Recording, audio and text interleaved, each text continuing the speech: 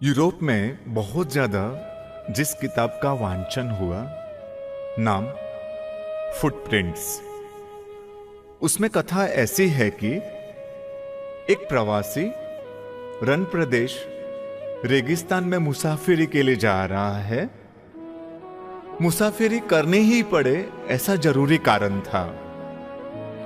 अकेला था। उसने सोचा कोई कंपनी हो तो अच्छा, राह आसान होगी। लेकिन उसका कोई साथी संगाती नहीं था। किसको कहे साथ आने का। उस समय उसके हृदय में एक भाव उठा, परमात्मा तो किसी भी अपेक्षा के बिना करुणा बरसाने वाले हैं। मैं प्रभु से प्रार्थना करूंगा तो क्या प्रभु मेरे साथ नहीं चलेंगे? उसके हृदय ने हा भरी। लगा कि प्रभु मेरी प्रार्थना स्वीकार करके जरूर साथ चलेंगे। प्रार्थना के दरमियान प्रभु से कहा, आप आओगे ना? आपके बिना मुझे नहीं चलेगा। प्रार्थना बहुत जल्दी काम करने वाली घटना है। हम स्विच ऑन करें और फैन कैसे चलने लगता है, लैंप कैसे जलना शुरू कर देता है, लेकिन उसमें कुछ सेकंड लगते हैं फैन और लैंप को जलने में। लेकिन हृदयपूर्वक की गई प्रार्थना तो उससे भी कम समय में फल जाती है। प्रवासी ने मुसाफिरी शुरू की। रेगिस्तान की यात्रा के दरमियान मिट्टी में खुद के 2 पैरों के पगलों की छाप के साथ साथ अब दूसरे 2 बड़े पगलों के छाप भी साथ में चल रहे थे। वो समझ गया, खुश हो गया कि प्रभु साथ में है। प्रभु साथ में है तो क्या दुख, क्या तकलीफ। आनंद के साथ उसकी मुसाफिरी आगे बढ़ रही है। कुछ दिन बीते, गर्मी बढ़ने लगी। पानी साथ में था, वो पूरा हो चुका था। थकान भरपूर। उसको चक्कर आने जैसे शुरू हो गया। लगा कि बेहोश हो जाऊंगा। तभी अचानक उसने देखा और वो चमका। पहले 2 प्रकार के अलग अलग पगलों की जोड़ों की जो छाप पड़ रही थी, अब एक ही प्रकार के 2 पगले। वो बेचैन हो गया, डिस्टर्ब हो गया। क्या प्रभु मुझे छोड़कर चले गए? उसने जोर से आवाज दी, प्रभु, प्रभु, आप कहां? आप कहां हो? इस तकलीफ वाली परिस्थिति में मुझे छोड़कर चले गए। और अचानक उसको कुछ आवाज सुनाई देने लगे, बेटा, मैं तो यही हूं। अरे आप यही हो तो आपके पगलों के चिन्ह क्यों नहीं पड़ रहे हैं? फिर आवाज गूंजी, बेटा, तुझे नहीं मालूम क्या हुआ था। गर्मी और थकान, प्यास के कारण तू जमीन पर गिर गया था।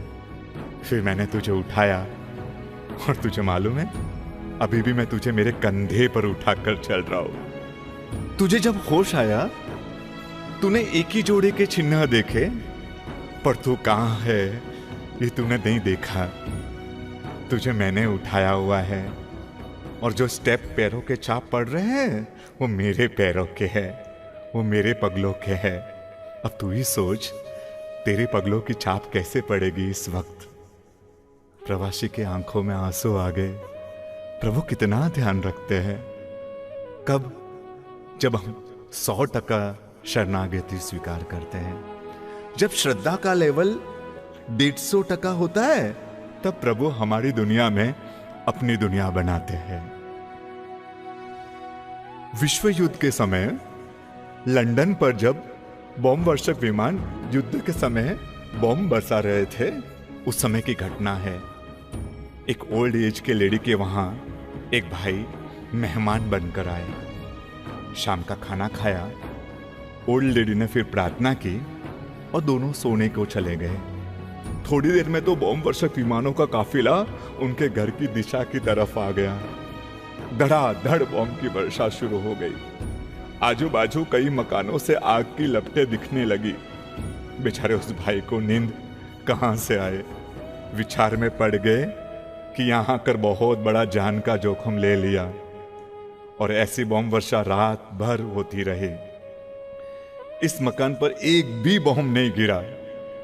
सुबह नाश्ता टेबल पर माँ जी और मेहमान नाश्ता कर रहे थे मेहमान ने कहा, आप तो गहरी नींद में सो गए थे और यहां तो रात भर आजू बाजू बॉम्ब गिरते रहे।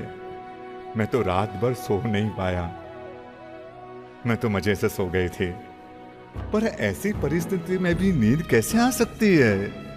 माँ जी ने कहा, हमने रात को प्रार्थना की थी ना, बस फिर मैं सो गई। प्रभु को अब सौंप दिया। प्रभु जागते हो तो हमें क्या फिक्र, हमें सो जाना चाहिए। सच में वो पंक्तियां गीत की याद आती है, अब सौंप दिया इस जीवन को भगवान तुम्हारे चरणों में, भगवान तुम्हारे चरणों में, भगवान तुम्हारे चरणों में। अब सौंप दिया इस जीवन को भगवान तुम्हारे चरणों में, अब सौंप